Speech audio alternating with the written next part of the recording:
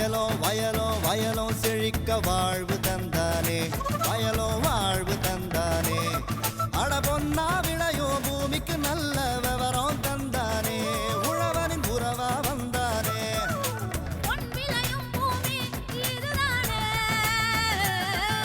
வயலோ வயலோ வயலோ செழிக்க வாழ்வு தந்தானே, வயலோ வாழ்வு தந்தானே. அட பொன்னா விளையோ பூமிக்கு நல்ல விவரம் தந்தானே, உழவனின் உறவா வந்தானே. தந்தன தந்தன தன தந்தானே, மண்வள பொங்கிட துணை வந்தானே. தந்தன தந்தன தன தந்தானே, மண்வள பொங்கிட துணை வந்தானே. வேளாண் பெருமக்களுக்கு அன்பு வணக்கம். இன்றைய பொன்விளையும் பூமி நிகழ்ச்சியில் முதலில் வருவது வேளாண் செய்திகள், வேளாண் ஆலோசனை நேரம், வேளாண் சந்தை நிலவரம், வேளாண் வானிலை மற்றும் வேளாண் தொழில்நுட்பம். இன்றைய வேளாண் தொழில்நுட்ப பகுதியில் வனப்பயிற்சி மற்றும் அனுபவங்கள் குறித்து விவரிக்கின்றார் கோயம்புத்தூர் மேட்டுப்பாளையம் வனக்கல்லூரி மற்றும் ஆராய்ச்சி நிலையத்தின் மாணவர் ஜி ஆதிலிங்கம் மற்றும் பிற மாணவர்கள். இனி தொடர்வது வேளாண் செய்திகள். வணக்கம். வேளாண் செய்திகள். முதலில் வருவது மாத்தி யோசிச்சேங்க. சாமந்தி சாகுபடி தொழில்நுட்பங்களை மேற்கொண்டு வரும் சேலம் மாவட்டம் தெற்கத்தியான்காடு கிராம வேளாண்மையாளர் பி ராமச்சந்திரன் அவர்கள் தரும் வெற்றி செய்தி. வேளாண் ஆலோசனை நேரத்தில் சென்னை, காஞ்சிபுரம், விழுப்புரம், திருவண்ணாமலை, திருவள்ளூர், வேலூர் மற்றும் கடலூர் மாவட்டங்களுக்கான வேளாண் அறிவிக்கை. தொடரும் வேளாண் ஆலோசனை நேரத்தில் இன்றைய தாவர பகுதியில் வரகு. தொடரும் தகவல் நேரத்தில் இஃப்கோ கிசான் மொபைல் அப்ளிகேஷன் குறித்து டி சந்திரலேகா தரும் தகவல்கள். தொடர்ந்து வேளாண் சந்தையில் வேளாண் ஒழுங்குமுறை விற்பனை கூடங்களில் வேளாண் விளைபொருட்களின் இன்றைய விலை நிலவரம். கன்னியாகுமரி மாவட்டம் வடசேரி உழவர் சந்தையில் காய்கறிகளின் இன்றைய விலை நிலவரம். காஞ்சிபுரம் மலர் சந்தையில் வணிக மலர்களின் இன்றைய விலை நிலவரம். வேளாண் வானிலையில் காவிரி டெல்டா மண்டலத்திற்கான வேளாண் அறிவிக்கை. உழவர் மற்றும் மீனவர்களுக்கான வானிலை முன்னறிவிப்பு. விரிவான செய்திகள். மாத்தி யோசிச்சேங்க. தோட்டக்கலை பயிர்களில் மலரியல் பயிரான சாமந்தி பாரம்பரியம் மிக்கதாகவும் அதிக விளைச்சலை தரக்கூடியதாகவும் உள்ளது. இது ஒரு குறுகிய கால பயிராகும். சேலம் மாவட்டம் சந்தியூர் வேளாண் அறிவியல் நிலையத்தில் சாமந்தியின் சாகுபடி தொழில்நுட்பங்கள் குறித்து பயிற்சி பெற்று பயனடைந்த சேலம் மாவட்டம் தெற்கத்தியான்காடு கிராம வேளாண்மையாளர் பி ராமச்சந்திரன் அவர்களை சந்தித்த போது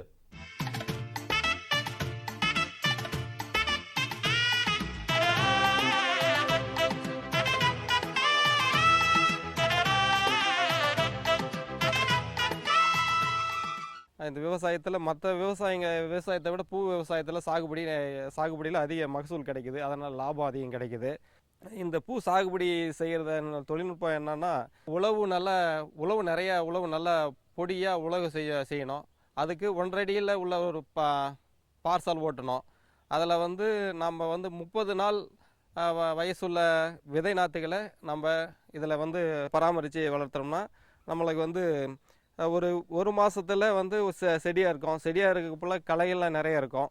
அந்த களைகள்லாம் கட்டுப்படுத்தி பூச்சி நோய் தாக்கினா பூஞ்சன மருந்துகள்லாம் பயன்படுத்தி நாங்கள் சாகுபடி செஞ்சிட்ருக்குறோம்.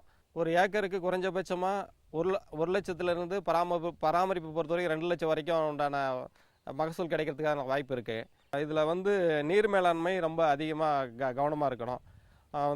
நீர் அதிகமாகவும் தேங்கக்கூடாது, கம்மியாகவும் இருக்கக்கூடாது. பாய்ச்சலும் காய்ச்சலமாக நம்ம நீர் மேலாண்மை பயன்படுத்தணும். இந்த பூஞ்செடியில் இருக்கிற கிழங்கிலிருந்து அந்த விதையை நம்ம உற்பத்தி பண்ணிக்கிறோம்.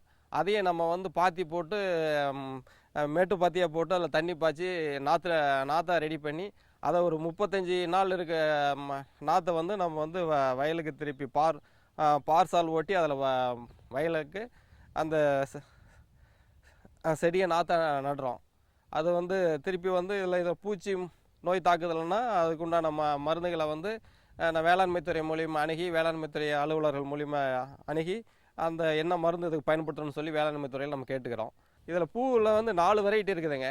ராஜாம்பால், சாந்தினி, நாட்டு சாமந்தி, உப்புளி ரகம் அப்படின்னு சொல்லிட்டு பூர்ணிமா ஒயிட் அப்படிங்கிற மாதிரி 4-5 ரகங்கள் நாங்கள் விவசாயத்துக்கு பயன்படுத்துகிறோம். எல்லா ரகங்களும் பூ சுப காரியங்களுக்கு மற்ற அனைத்து காரியங்களுக்கும் இந்த பூ மக்கள் பயன்படுத்துறதுனால இந்த எப்பயுமே நிரந்தரமான ஒரு வருவாய் விவசாயிகளுக்கு கிடைச்சிக்கிட்டே இருக்குது. இந்த சாமந்தி நடவு நாங்கள் சாகுபடி செய்கிறதுனால ஆரம்ப கட்ட செலவுகளாக எங்களுக்கு ஒரு 25,000 ரூபா வரைக்கும் ஒரு ஏக்கருக்கு நாங்கள் செலவு பண்ணுறோங்க. இதில் எங்களுக்கு 2 லட்ச ரூபா வரைக்கும் இது பயனடைகிறதுனால குறைஞ்சபட்சமாக நிகர லாபமாக ஒரு ஏக்கர் ஒன்றுக்கு 1.5 லட்ச ரூபா வரைக்கும் எங்களுக்கு மகசூல் கிடைக்குது. அதனால் இது வந்து சிறந்த முறையில் நாங்கள் பராமரிச்சுட்டு வந்துட்டுருக்குறாங்க. மேலும் விவரங்கள் அறிய வேளாண்மையாளர் பி. ராமச்சந்திரன் அவர்களை 09500484980 என்ற கைபேசி எண்ணில் தொடர்பு கொள்ளலாம். இனி தொடர்வது வேளாண் ஆலோசனை நேரம்.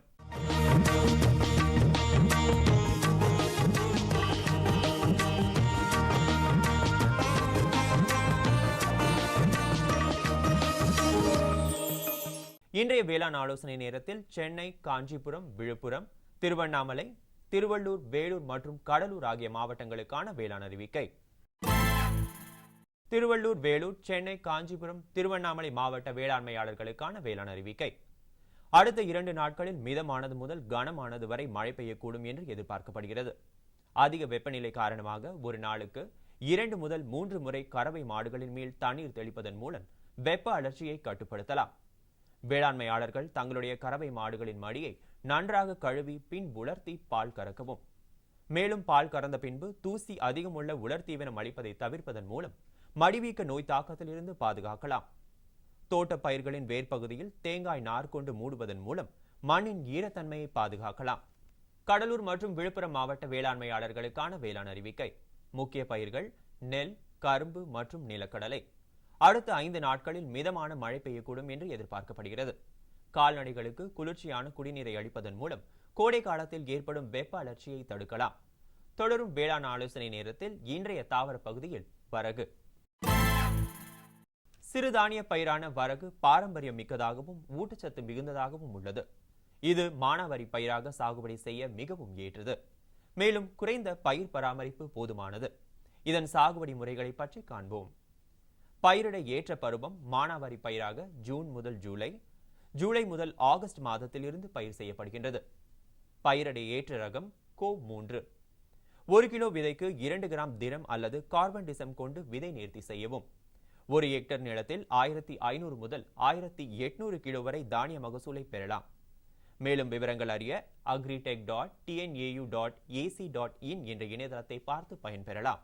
தொடரும் தகவல் நேரத்தில் இஃப்கோ கிசான் மொபைல் அப்ளிகேஷன் பற்றிய தகவல்கள் குறித்து அந்நிறுவன தகவல் குழும செயல்பாட்டாளர் டி. சந்திரலேகா அளிக்கும் விவரங்கள்.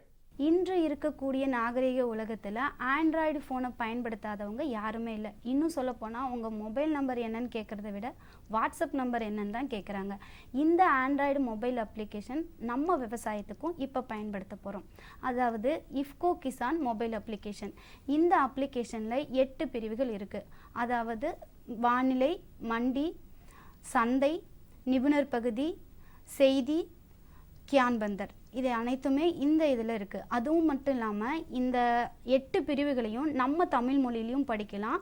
அதோட இந்திய மொழிகளில் இருக்கக்கூடிய 11 மொழிகள்லையும் நம்ம படிக்க முடியும். இதில் வானிலைங்கிறது 5 நாட்களுக்கான வானிலை முன்னறிவிப்பு. உங்கள் பக்கத்தில் இருக்கக்கூடிய மாவட்டங்களில் என்னென்ன பொருட்கள், விளைபொருட்கள் என்னென்ன சந்தை நிலவரங்களில் இருக்குங்கிறத நம்ம மண்டியில் தெரிஞ்சுக்கலாம். அடுத்து கியான்பந்தர். கியான்பந்தருங்கிறது பயிரின் நூலகம்னு சொல்லலாம். விவசாயிகளுக்கான பயிர் சாகுபடி பற்றிய நூலகம்னு சொல்லலாம். ஒரு பயிர் பற்றி சாகுபடி செய்கிறதுக்கு விதையிலிருந்து அறுவடை வரைக்கும் இருக்கக்கூடிய அனைத்து தகவல்களையுமே உங்களுக்கு நாங்கள் வழங்கிட்டுருக்கோம். அடுத்து முக்கிய பகுதி நிபுணர் பகுதி. இதை நான் ஏன் முக்கிய பகுதின்னு சொல்கிறேன்னா, விவசாயிங்க தங்களோட பயிர்களில் ஏதாவது பாதிப்புகள் ஏற்பட்டால் அதை எப்படி விவரித்து சொல்ல முடிகிறதுன்னு கூட தெரியாமல் இருப்பாங்க. அந்த மாதிரி இருக்கிறவங்களுக்காக தான் இந்த நிபுணர் பகுதியை நாங்கள் அறிமுகப்படுத்தியிருக்கோம். இந்த நிபுணர் பகுதியில் உங்கள் விவசாய பயிரில் ஏதாவது பாதிப்பு ஏற்பட்டால் அதை அப்படியே புகைப்படம் எடுத்து எங்களுக்கு உடனே நீங்கள் அனுப்பி வைத்தீங்கன்னா அந்த பயிரில் என்ன பாதிப்பு ஏற்பட்டிருக்கோ அதுக்கான தகவல், அதுக்கான தீர்வை வந்து உடனே நாங்கள் பதிலாக அனுப்பி வச்சுருப்போம். அதனால் இந்த பகுதியை விவசாயிங்க அனைவருமே பயன்படுத்தி கொள்ளலாம். அடுத்து பார்க்க போகிறது செய்தி பகுதி. செய்தி பகுதியில் விவசாயம் சம்மந்தமாக மட்டும் இல்லை, அரசு திட்டங்கள், மானியங்கள் பற்றின அனைத்து தகவல்களையுமே நாங்கள் உங்களுக்கு தந்துட்டுருக்கோம். அடுத்து சந்தை பகுதி. சந்தை பகுதிங்கிறது ஒரு பேரம் பேசி விற்கக்கூடிய உண்மையான சந்தைன்னே சொல்லலாம். அதாவது உங்ககிட்ட உதாரணமாக அதிசய பொன்னி ரக நெல் 1 குவிண்டால் இருக்குது அப்படின்னு நீங்கள் அதில் போட்டுட்டிங்கன்னா யாருக்கு வாங்க விருப்பம் இருக்கோ அவங்க வந்து உங்களுக்கு நேரடியாக தொடர்பு கொண்டு உங்ககிட்ட இருக்கக்கூடிய அதிசய பொன்னி ரக நெல்லை வந்து வாங்கிக்குவாங்க. அதனால தான் இதை வந்து ஒரு இலவசமான சந்தை பகுதி, பேரம் பேசி விற்கக்கூடிய சந்தை பகுதின்னு சொல்கிறோம். இந்த மொபைல் அப்ளிகேஷனை எப்படி நீங்கள் டவுன்லோட் பண்ணணும்னு கேட்குறீங்களா? எப்படி டவுன்லோட் பண்ணான்னா, எப்பவும் போல் நம்ம ஆண்ட்ராய்டு மொபைல் ஃபோனில் ப்ளே ஸ்டோரில் போய் தான் ஒரு அப்ளிகேஷனை டவுன்லோட் பண்ணுவோம். அதே மாதிரி ப்ளே ஸ்டோரில் போயிட்டு இஃப்கோ கிசான்னு டைப் பண்ணிங்கன்னா இஃப்கோ கிசான் அக்ரிகல்ச்சர் அப்ளிகேஷன்னு வரும். அதை நீங்கள் டவுன்லோட் பண்ணிவிட்டு அதில் வந்து உங்களோட மொபைல் நம்பர், அதாவது கைபேசி எண், மாவட்டம், எந்த மாநிலம், அதுக்கடுத்து ரெஃபரல் கோடுன்னு கேட்கும். அந்த ரெஃபரல் கோடில் 2201, அதாவது திரும்பவும் சொல்கிறேன், 2201ங்கிற நம்பரை போட்டுட்டு நீங்கள் டவுன்லோட் பண்ணிவிட்டு அதை பதிவிறக்கம் செஞ்சுட்டு, இது நான் சொன்ன அனைத்து வானிலை, மண்டி விலை, சந்தை பகுதி, கியான் பந்தர், செய்தி பகுதி, இது போன்ற எல்லா பயனுள்ள பகுதிகளையுமே நீங்கள் பயன்பெற்று கொள்ளலாம். இதை பற்றி வேறு ஏதாவது உங்களுக்கு சந்தேகம் இருந்துச்சுன்னா 9711735144ங்கிற நம்பருக்கு தொடர்பு கொள்ளலாம். அல்லது 534351ங்கிற நம்பருக்கு தொடர்பு கொள்ளலாம். இந்த 534351ங்கிற நம்பருக்கு நீங்கள் காலை 10 மணி முதல் மாலை 6 மணி வரைக்கும் நீங்கள் எப்போ வேணாலும் தொடர்பு கொண்டு உங்கள் விவசாய சந்தேகங்களுக்கான தீர்வையும் நீங்கள் பெற்றுக்கொள்ளலாம். நேயர்களே, இந்த தகவல்கள் நாங்கள் கொடுக்கக்கூடிய வாய்வழி செய்திகள் மற்றும் இஃப்கோ கிசான் மொபைல் அப்ளிகேஷனை பயன்படுத்தி உங்கள் விவசாயத்தில் நீங்கள் அதிக மகசூல் பெற எங்களது வாழ்த்துக்கள். நன்றி. விளம்பர இடைவேளைக்கு பிறகு வேளாண் செய்திகள் தொடரும். சரிங்க சரிங்க. இவ்ளோ நேரம் சிரிச்சு யார்கிட்ட பேசிட்டு இருந்தீங்க? விவசாயிகள் கால் சென்டர் நிபுணர்கிட்ட பயிர்கள் பத்தின யோசனை கேட்டுட்டு இருந்தேன். காலையில சரி, மதியானம் கூடவா? விவசாயிகள் கால் சென்டர் காலையில 6 மணில இருந்து ராத்திரி 10 மணி வரை திறந்திருக்கும். ஞாயிற்றுக்கிழமை கூடவா? ஆமா, வருஷத்துல 365 நாளும் திறந்திருக்கும். விவசாயம் சம்பந்தப்பட்ட பிரச்சனைகளுக்கு தங்கள் மொழியில் உடனே தீர்வு பெற இந்தியாவில் எங்கிருந்தும் எந்த போன் மூலமும் தேசிய ஹெல்ப்லைன் நம்பர் 1800 தொடர்பு கொள்ளவும். இனி வருவது வேளாண் சந்தை.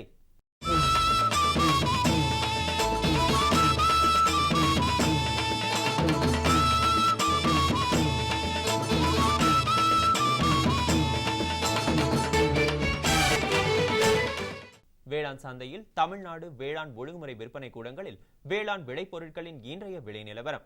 கம்பு இதர ரகம் தேனியில் குறைந்தபட்சமாக 1840 ரூபாய்க்கும் அதிகபட்சமாக 1900 ரூபாய்க்கும், சோளம் இதர ரகம் அருப்புக்கோட்டையில் குறைந்தபட்சமாக 2600 ரூபாய்க்கும் அதிகபட்சமாக 2700 ரூபாய்க்கும், தேனியில் குறைந்தபட்சமாக 1520 ரூபாய்க்கும் அதிகபட்சமாக 1580 ரூபாய்க்கும், மக்காச்சோளம் இதர ரகம் போடிநாயக்கனூரில் குறைந்தபட்சமாக 1500 ரூபாய்க்கும் அதிகபட்சமாக 1560 ரூபாய்க்கும், திண்டுக்கல்லில் குறைந்தபட்சமாக 1350 ரூபாய்க்கும் அதிகபட்சமாக 1400 ரூபாய்க்கும், சங்கரன் கோவிலில் குறைந்தபட்சமாக 1450 ரூபாய்க்கும் அதிகபட்சமாக 1600 ரூபாய்க்கும், நெல் இதர ரகம் அம்பாசமுத்திரத்தில் குறைந்தபட்சமாக 1400 ரூபாய்க்கும் அதிகபட்சமாக 1600 ரூபாய்க்கும், ஒட்டன் சத்திரத்தில் குறைந்தபட்சமாக 1250 ரூபாய்க்கும் அதிகபட்சமாக 1500 ரூபாய்க்கும், மிளகாய் இதர ரகம் சங்கரன் கோவிலில் குறைந்தபட்சமாக 10,000 ரூபாய்க்கும் அதிகபட்சமாக 11,500 ரூபாய்க்கும், மஞ்சள் விரலி கரூரில் குறைந்தபட்சமாக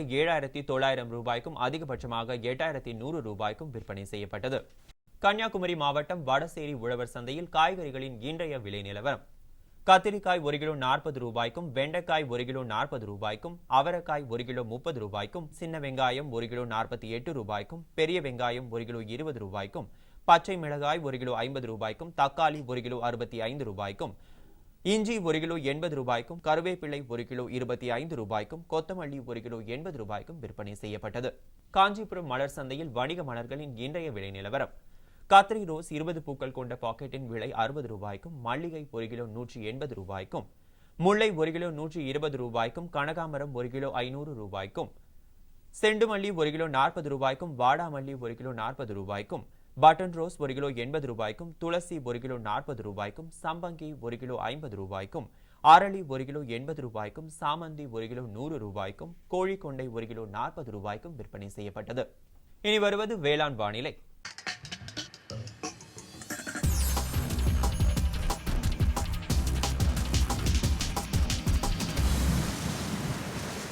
வேளாண் வானிலையில் காவிரி டெல்டா மண்டல மாவட்டங்களான திருச்சி, பெரம்பலூர், கரூர், தஞ்சை, திருவாரூர், நாகப்பட்டினம், அரியலூர் ஆகிய மாவட்டங்களில் காற்றின் வெப்பநிலை அதிகபட்சமாக 36.9 டிகிரி செல்சியஸாகவும் குறைந்தபட்சமாக 26.8 டிகிரி செல்சியஸாகவும், காற்றின் ஒப்பு ஈரப்பதம் 51.9%ஆகவும் காற்றின் வேகம் மணிக்கு 10.2 கிலோமீட்டராகவும் மண்ணின் ஈரப்பதம் 15 சென்டிமீட்டர் ஆழத்தில் 26.2%ஆகவும் மண்ணின் வெப்பநிலை 15 சென்டிமீட்டர் ஆழத்தில் 40.6 டிகிரி செல்சியஸாகவும் மழை அளவு 0.0 மில்லிமீட்டராகவும் சூரிய கதிர்வீச்சு 89.4 கலோரி பெர் சென்டிமீட்டர் ஸ்கொயராகவும் வளிமண்டல அழுத்தம் 993.7 ஹெக்டா பாஸ்கல் அளவாகவும் இலையின் ஈரப்பதம் மணிக்கு 0.0 இருந்தது.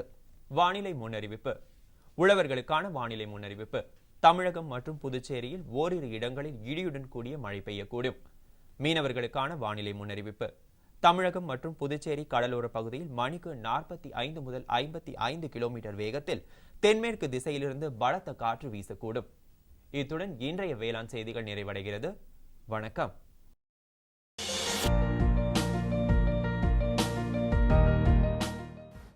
வேம்பு கலந்த யூரியா. சிறந்த உற்பத்திக்காக வேம்பு கலந்த யூரியா நம் நாட்டிலேயே 70 லட்சம் டன்னாக அதிகரிக்க 6 ஆலைகள் சீரமைக்கப்படுகின்றன. FCIL-இன் கோரக்பூர், சித்ரி, தல்சர் மற்றும் ராமகுண்டம் ஆலைகள், HFCL-இன் பரௌனி மற்றும் BVFCL-இன் நாமருல் போர்ட் ஆகியன. பழம் நழுவி பாலில் விழுந்தது போல இப்பொழுது நம் நாட்டிலேயே வேம்பு கலந்த யூரியா உற்பத்தி செய்யப்படும். இதனால் விவசாயிகளுக்கு நன்மையே விளையும். 10% வரை தானிய உற்பத்தி அதிகரிக்கும். மண்ணில் 10 to 15% நைட்ரஜன் திறன் அதிகரிக்கும். சிறந்த உற்பத்திக்கு வேம்பு கலந்த யூரியா.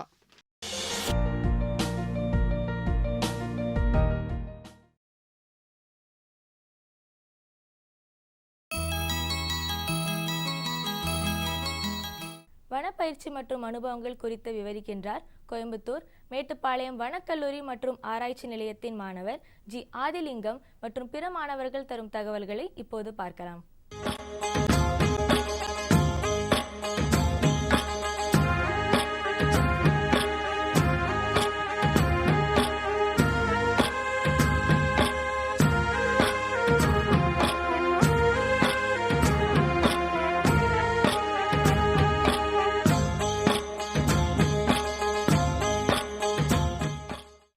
நான் வந்து வனவியல் 4ஆம் ஆண்டு படிச்சுக்கிருக்கேன். இந்த வனத்துறையில் வந்து தொழில்நுட்பம் படித்த மாணவர்கள் தேவை என்ற அடிப்படையில் இந்த வனக்கல்லூரி வந்து ஆரம்பிக்கப்பட்டாங்க. இப்போ நான் வந்து 4ஆம் ஆண்டு படிச்சுக்கிருக்கேன். நான் படித்த அந்த தியரியை நாங்கள் படித்ததை வந்து ப்ராக்டிக்கலாக வந்து இந்த ஃபைனல் இயரில் வன பயிற்சி மற்றும் அனுபவங்கள் என்ற அடிப்படையில் வந்து நாங்கள் ஒரு வெளியில் வந்து ஒரு அனுபவங்களுக்காண்டி ஃபாரஸ்ட்டு வனத்துறையோடு நாங்கள் சேர்ந்து பல்வேறு பயிற்சிகளில் வந்து ஈடுபட்டோம். அதில் வந்து ஒவ்வொரு மாணவர்களுக்கும் ஒவ்வொரு மாவட்டங்கள் வந்து பிரித்து ஒவ்வொரு டிவிஷனாக இங்கே வேறு வேறு ஊர்களுக்கு போட்டிருந்தாங்க. எங்கள் 6 பேர்த்துக்கு வந்து நீலகிரி மாவட்டத்தை கொண்ட நீலகிரி சவுத் டிவிஷனுக்கு வந்து எங்களை வந்து போட்டிருந்தாங்க.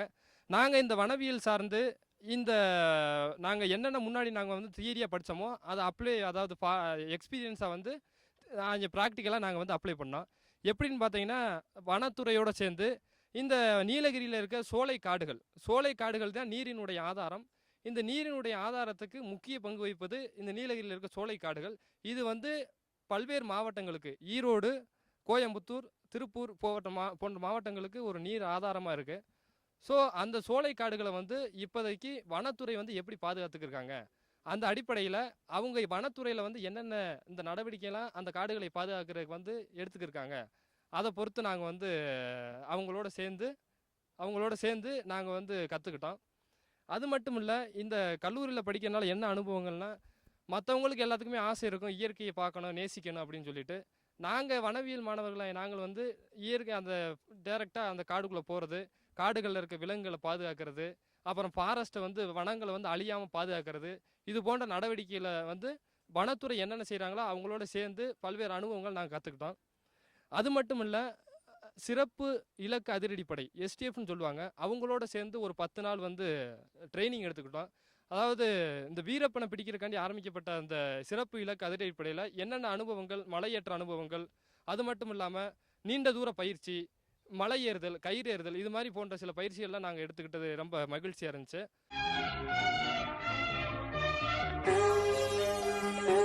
என் பேர் வந்து ஜோசப் ஸ்டாலின். நான் BSc ஃபாரஸ்ட்ரி மேட்டுப்பாளையத்தில் ஃபைனல் இயர் படிச்சுக்கிட்டு இருக்கேன்.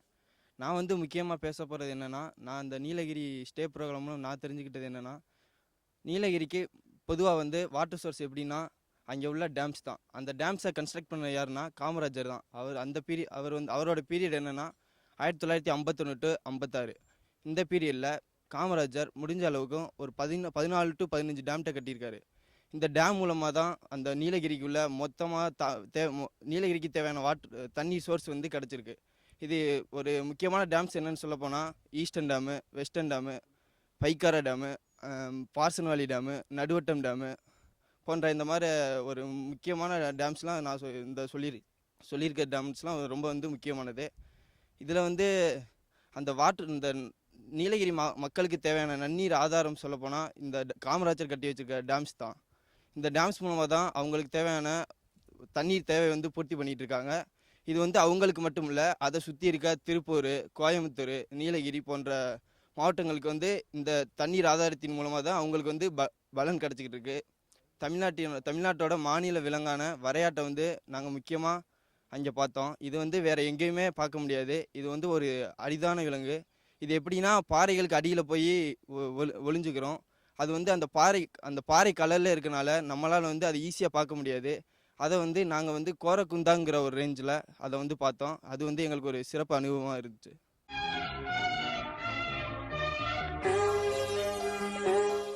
வணக்கம், என் பெயர் வந்து தர்மராஜா. நானும் வந்து உதகை தெற்கு கூட்டத்துக்கு வந்து ட்ரைனிங் போயிருந்தேன். நான் வந்து உதகை தெற்கு கூட்டத்தில் கற்றுக்கிட்டு மெயினாக என்னென்னு பார்த்தோம்னா வந்து அங்கே உள்ள பழங்குடியினர் தோடாஸ் எப்படின்னா வந்து மைசூரில் இந்த திப்பு சுல்தான் பீரியடில் வந்து அவர் ஒரு பகுதியை வந்து விரட்டி விட்டார் அங்கேருந்து. அப்போ அங்கேருந்து வந்த மக்கள் வந்து மலையோரம் இங்கே சத்தியமங்கலம், நீலகிரி அந்த மாதிரி மலையில் வந்து அங்கே குடியேற ஆரம்பித்தாங்க. அவங்க வந்து காலங்காலமாக வந்து அங்கே இருக்கிற வன விலங்குகள், அங்கே சோலைக்காடுகள் அதில் வந்து ஐக்கியமாயிட்டாங்க. அவங்களுக்கும் அந்த வன விலங்குகளுக்கும் இப்போவுமே பார்த்திங்கன்னா வந்து ஒரு புரிதல் இருக்குது. அந்த வன விலங்குகள் வந்து அவங்களுக்கு எந்த டேமேஜும் பண்ணுறதில்ல. அதுவும் இல்லாமல் தோடாஸ் அவங்களுக்கு பார்த்திங்கன்னா சில பாரம்பரியங்கள் இருக்குது. அவங்களோட கல்யாணம், மற்ற இந்த கோயில், சாவு அனைத்துக்குமே வந்து அவங்க வந்து ஒரு புதுசாக அவங்க வந்து ஒரு குறிப்பிட்ட ஒரு சிலதை வந்து நெறிகளை வந்து ஃபாலோ பண்ணுறாங்க. இப்போ கல்யாணத்துக்கெல்லாம் பார்த்திங்கன்னா வந்து நாவல் மரத்தடியில் வந்து அவங்க கல்யாணம் பண்ணுறாங்க. அந்த நாவல் மரத்தில் வந்து கடையிறும் போது வர நெருப்பு அதை வச்சு தான் வந்து அவங்க கோயிலில் தீபம் ஏற்றுறது. இந்த மாதிரி வந்து நிறையா வந்து ஃபாலோ பண்ணுறாங்க. அவங்களோட மெயின் தொழில் என்னென்னு பார்த்தோம்னா மாடு மேய்க்கிறது. அவங்க வச்சுருக்கிற மாடு வந்து காட்டுக்குள்ளே விட்டுருவாங்க. அது வேணுங்க டெய்லி காலையில் வந்து அந்த மாடுகள்லாம் வந்து காட்டுக்குள்ளே போயிட்டு அது ஈவினிங் வந்து அவங்க இருக்கிற இடத்துக்கு வந்துடும்.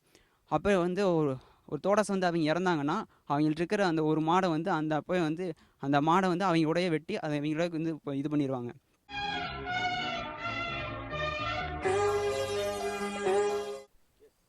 என் பெயர் வந்து டி சிவாஜி. நான் வந்து இளநிலை 4ஆம் ஆண்டு வனவியல் படிச்சிட்ருக்கேன்.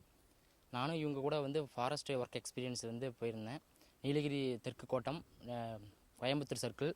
நான் வந்து சொல்ல போகிறது வந்து சோலை காடுகள் பற்றியும் புல்வெளி காடுகள் பற்றியும் நான் சொல்லலான் இருக்கேன்.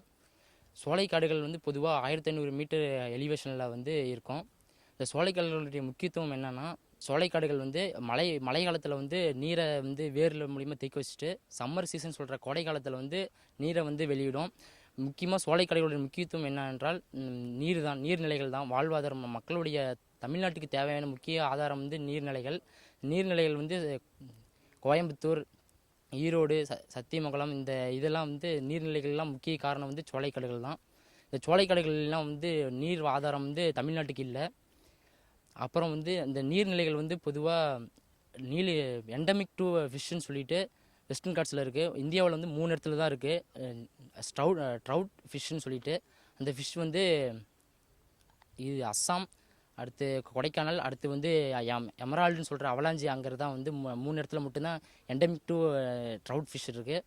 அடுத்து வந்து நீலகிரி தார் வந்து ஸ்பெஷாலிட்டி. நீலகிரியில் வந்து நீலகிரி தார் வந்து நீலகிரி டிஸ்ட்ரிக்டில் மட்டும்தான் இருக்குது. அதுதான் அதனுடைய ஸ்பெஷாலிட்டி. அடுத்து வந்து தோடா பீப்புள்னு சொல்கிற பழங்குடியினர் வந்து அங்கே இருக்காங்க.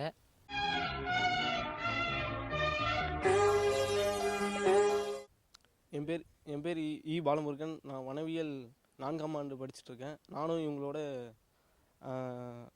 நீலகிரி சவுத் டிவிஷனுக்கு ஃபாரஸ்ட் ஒர்க் எக்ஸ்பீரியன்ஸ் போயிருந்தேன். அப்போ வந்து நாங்கள் ஃபாரஸ்ட் டிபார்ட்மெண்ட்டோட சேர்ந்து இருந்ததால் அவங்க என்னென்ன கஷ்டங்கள்லாம் எதிர்கொள்கிறாங்க அதை பார்த்து நாங்களும் நிறையா விஷயம் கற்றுக்கிட்டோம். அவங்க என்னென்ன கேஸு புக் பண்ணுறாங்க, ஒவ்வொருத்தவங்களுக்கும் இப்போ இல்லீகல் என்ட்ரிக்கு என்னென்ன இல்லீகலாக யாராவது உள்ளார போனால் அவங்க மேலே என்ன கேஸ் புக் பண்ணுறாங்க, இல்லை அனிமலில் ஏதாவது அடித்தாங்கன்னா, இப்போ பன்னி இல்லை மானை அடித்து சாப்பிட்டாங்கன்னா அவங்களுக்கு அவங்க மேலே என்ன கேஸ் போடுறாங்க, அது எல்லாத்தையும் நாங்கள் பார்த்து கற்றுக்கிட்டோம்.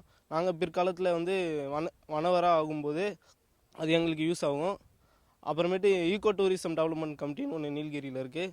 அது வந்து ட்ரைபலுக்காகவே ஆரம்பித்த கமிட்டி.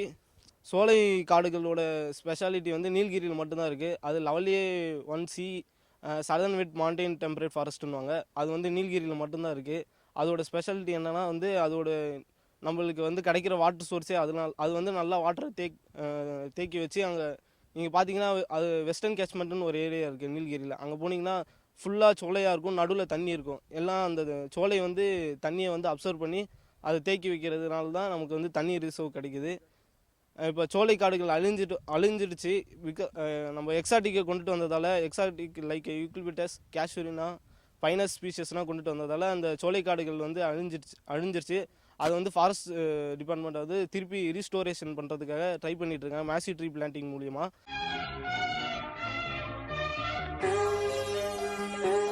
என் பேர் சசிதரன். நான் ஊத்தங்கரை கிருஷ்ணகிரி டிஸ்ட்ரிக்ட்லேருந்து வரேன். இங்கே 4th BSc ஃபாரஸ்ட்ரி பண்ணுறேன். நாங்கள் 45 நாள் அங்கே வந்து மண் அரிப்பை பற்றி நிறைய தெரிஞ்சுக்கிட்டோம்.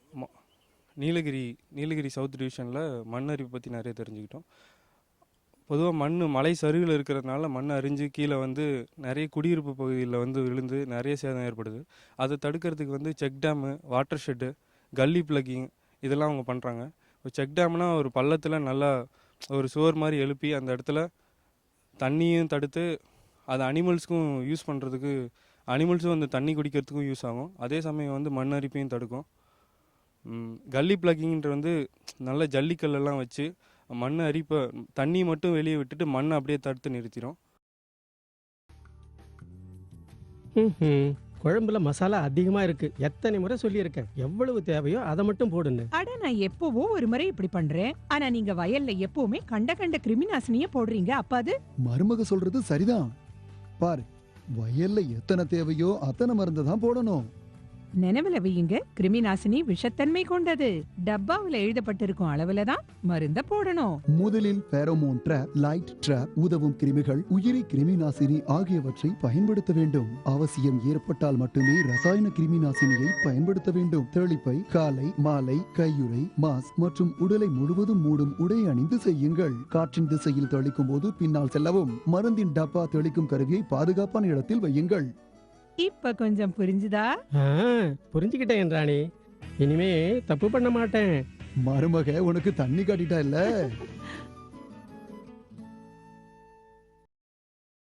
14/6/2016 செவ்வாய்க்கிழமை அன்று பொன் விளையும் பூமி நிகழ்ச்சியில்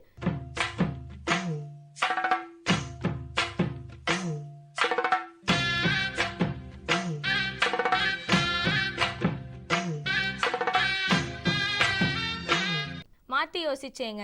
கறவை மாடு வளர்ப்பில் ஈடுபட்டு வரும் சேலம் மாவட்டம் தெற்கத்தியாங்காடு கிராம வேளாண்மையாளர் வி. பரமசிவம் அவர்கள் தரும் அனுபவ தகவல்கள். வேளாண் ஆலோசனை நேர பகுதியில் தஞ்சாவூர், திருவாரூர், திருச்சி, பெரம்பலூர், அரியலூர், நாகப்பட்டினம் மற்றும் கரூர் மாவட்டங்களுக்கான வேளாண் அறிவிக்கை. தொடரும் வேளாண் ஆலோசனையில் இன்றைய தாவர பகுதியில் பாகற்காய். வேளாண் தொழில்நுட்ப பகுதியில் சேலம் மாவட்டம் சந்தியூர் வேளாண்மை அறிவியல் நிலைய பணிகள் குறித்து இந்நிலையத்தின் திட்ட ஒருங்கிணைப்பாளர் முனைவர் என். ஸ்ரீராம் அவர்கள் தரும் விளக்கம் ஆகியன இடம்பெறும். மீண்டும் நாளைய பொன் விளையும் பூமி நிகழ்ச்சியில் சந்திப்போம். நன்றி, வணக்கம்.